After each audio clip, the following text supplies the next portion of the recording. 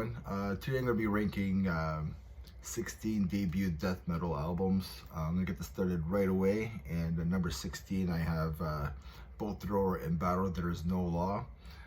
This came out in 1988. There's some really cool riffs on here, but the production just really hurts the album for me. Number 15 I have Carcass, Reek of Putrefaction, came out in 1988 on Earache Records. It's just a messy album, kind of hard to listen to. It's more of a death grind type of album, but the artwork is really cool. Let's go to 14. I have Possessed, Seven Churches, came out in 1985 on Combat Records. These guys were young teenagers writing fast thrash metal and just having fun. They're having so much fun that they put on some devilish stuff and whatever. I mean, they really set the flag for death metal with this album. But I think they were really big Slayer fans, and it sounded like to me that they were playing like some riffs from like Show No Mercy and just playing it as fast as they can. It's pretty cool, pretty fun album. Once you get through the production, and then you start listening to this album, you can really hear the Slayer influence, especially from Show No Mercy album. But yeah, so let's go to 13. 13, I have 6 Feet Under Haunted, that came out in 1995 on Metal Blade. This was released just before Chris Barnes left Cannibal Corpse. I don't know, it's a fun album, old school death metal. I think it's like, it's their best album, I think. And Chris's vocals sounds pretty good on here. Like, he sounds like himself. Number 12, I have Napalm Death, Scum, came out in 1987 on Earache Records. This is just a great debut album. There's blast beats with some punk influence. Guitars sound a little weird and thin on this mix, but it doesn't bother me too much. The songs I like on here are Instinct to Survive and the title track Scum. 11, I have Dismember, like in Ever-Flowing Stream, came out in 1991 on Nuclear Blast. These guys are from Sweden, following pretty much the same path as like Entombed, with that buzzsaw guitar tone.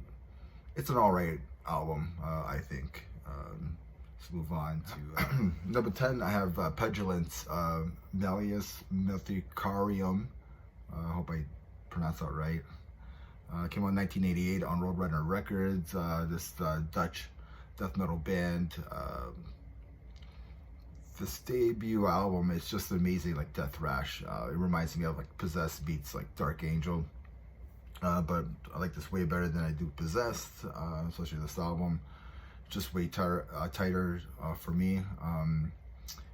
Chemotherapy is a killer song. Bacterial Surgery is another killer song on here. I mean, as the album went on, it just got better and better.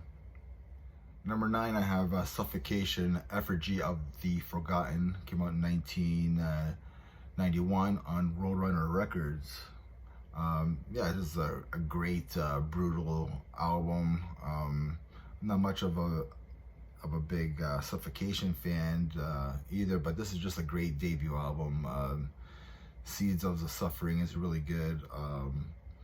Harboral Infamy is another really cool track on here.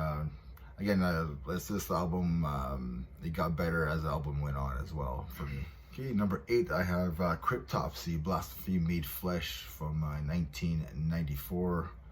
These are from Quebec, Montreal, Quebec. To be honest, I'm not the biggest Lord Worm fan. I'm not a big fan of his vocals really, but he's really brutal in a good way. I mean, the playing on here from especially like on the drums from Flo is just top notch. Like everything is just, musicianship is just top notch from everybody.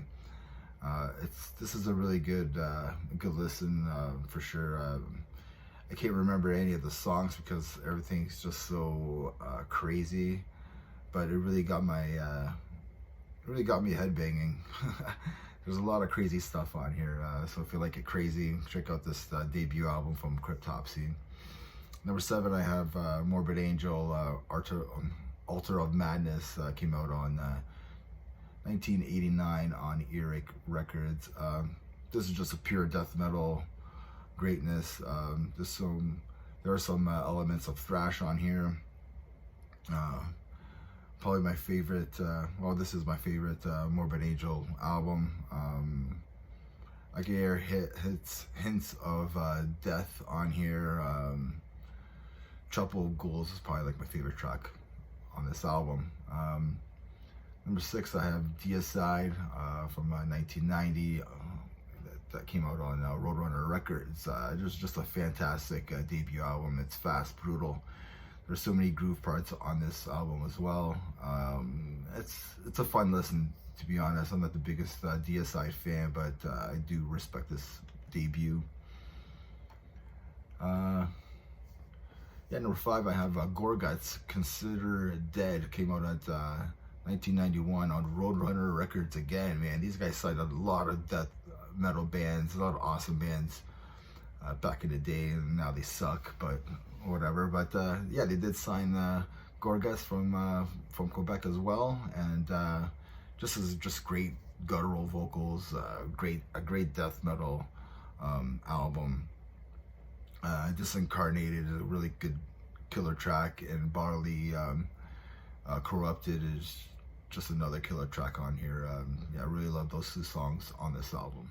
Okay, so we're at number 4, and this is Entombed, Left Hand Path. Came out in 1990 on Earache Records. Yeah, these guys signed into a lot of bands as well back in the day.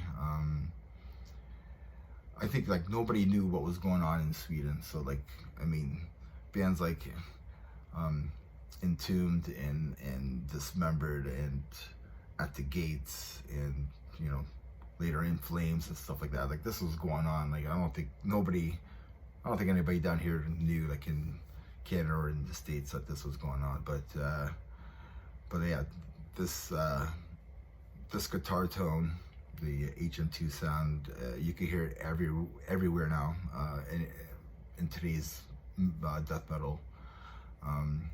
I mean, the title track is so good. I mean, this is just an essential and influential album,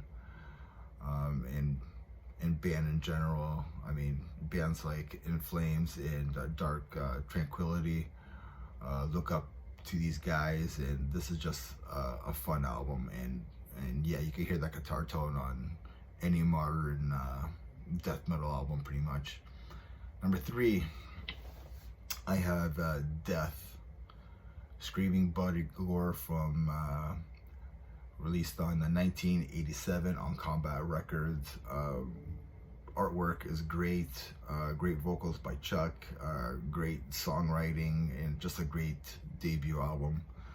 I mean, this is just a great start for the future of Death on their upcoming albums from this first release, and to Leprosy and Spiritual Healing, to sounds of Perseverance.